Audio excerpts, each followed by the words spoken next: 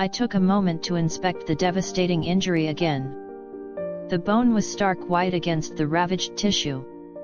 This wound, the way it looks, so evenly sliced. My suspicion hardened into grim certainty. I shared a photo with my colleague in the rescue group, Leo, and his immediate reply confirmed my worst fear: that is absolutely an intentional, human act. Someone had attempted to sever her leg, and she must have fought, escaped, dragging her body to safety. We quickly prepared the crate. Let's lay the bedding down properly, multiple layers, make it soft, I instructed. Every piece of cloth we laid down was a promise of comfort, a small attempt to undo the brutality she had suffered.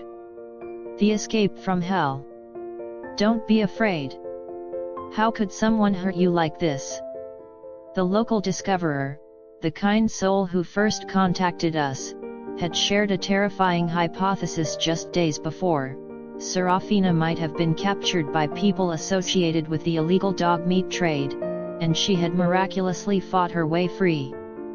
If that were true, the cut on her leg wasn't just malicious, it was a desperate, failed attempt to disable her escape. A chilling thought, a stain on humanity. And now, the countdown was on. Her belly is huge. She's going to give birth very soon. Any day now. Time was no longer just about survival, it was about the impending arrival of tiny, vulnerable lives. We needed to act now, to provide a safe, sterile environment for her and her unborn puppies. We cushioned the cage meticulously, making sure it was soft enough to cradle her heavy body. The moment of lifting her was an agonizing exercise in careful coordination. Watch out, she's heavy. She must be carrying a lot of weight now. Every movement caused a tremor of pain. She's hurting, she must be hurting. I looked down at her swollen abdomen. Look at this belly, she's pregnant. Then, the excruciating detail of the wound again. Be slow when you set her down. Gently. This leg is almost severed. Only bone is left. The emotional collapse. We offered her water, pouring it into a shallow dish. Here, drink some water first. But the moment we tried to clean up the spilled liquid, she flinched. Don't be afraid. That wound, the horrific, perfectly neat cut, definitely made by a knife, was the root of all her terror. We fed her a high-energy paste, something to give her the strength she desperately needed for the impending birth. Now came the hardest part, putting her into the transport crate. We have to take her. We have to put her in the crate. We deliberately left the door open for a moment, perhaps hoping she wouldn't run. But when my colleague, Leo, tried to scoop her up, a necessary act of intervention, her emotional guard snapped. Now she's biting. Her emotion is suddenly highly agitated. Fear had finally exploded into self-defense.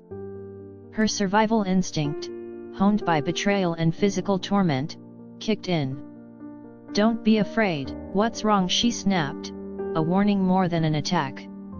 She's trying to bite. We had to be extremely careful, focusing on securing her safely without causing more trauma. The central dilemma was stark and terrifying. There is a major problem now. Her belly is huge, she's about to give birth. But her leg is so severely injured. Surgical intervention on the leg was too dangerous with the puppies inside. We can't operate. The choice was impossible: risk the puppies, or risk her leg rotting away. As we finally secured her, I looked into her eyes one last time. Look at her expression, I said to Leo. She has so much to say in her eyes. Those eyes were windows into a soul filled with agony, yet clinging fiercely to the glimmer of hope we represented. I gave her the name right there, a pact made in the cramped space of the rescue vehicle. I'll give her a name. Jinhua. Golden Flower. Serena, the golden flower. A name signifying beauty rising from the decay. She looked so pitiful, so utterly exhausted. "We have to go now." I thanked the discoverer again, my voice filled with genuine appreciation for his vigilance. The journey home began, a long, quiet ride with Seraphina and the fragile lives inside her. The immediate concern was her leg. Could it be saved without surgery? Could she hold on long enough to give birth? The moment was suspended between the brutal past and an uncertain future. All we had was the present, the commitment to protect her and her unborn children from the cruelty of the world. Her suffering was immense, but the mother's will to survive was an even greater force. "Hello. Hey, little one." My voice was soft, almost a whisper, a stark contrast to the roar of disbelief echoing in my mind. The moment I stepped close, my gaze fixed on her leg. Just one look was enough to steal the air from my lungs. Seraphina, the name I would later give her, for the fierce, blazing spirit in her eyes, lay there, not just injured, but irrevocably damaged. "Oh, your leg," I murmured, kneeling slowly. "Your poor leg." I approached with the utmost care, movements slow and deliberate, trying to bridge the chasm of fear that separated us. "I'm coming closer, okay? Be a good girl. Don't be scared." Fear. That was the essence radiating off her, a cold, heavy wave of terror rooted deep in betrayal. But it was the nature of the wound that truly shocked me into silence. The damage was not jagged or torn like a typical accident. The bone was completely exposed, yes, but the flesh around it was severed with an unnerving precision. That leg, it must have been deliberately cut by a person. My God. The realization was a punch to the gut. The wound was too clean, too flat, too deliberate to be anything but an act of chilling, calculated cruelty, the sacred burden. I gently offered her food, holding the bowl steady. "Do you want to eat this, little one?" As she tentatively accepted a few bites, my eyes dropped to her abdomen, and the true gravity of her situation hit me with overwhelming force. "She's big. She's so big. I think there are puppies inside." My heart twisted with a mix of dread and profound respect. This dog, who had endured such calculated violence, was now carrying the future inside her. "Be a good girl.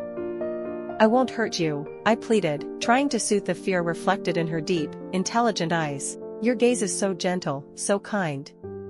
Despite the trauma, despite the overwhelming pain that must have been coursing through her body, her essence remained pure. She was a mother to be, and that sacred duty, I believe, was what kept her fighting.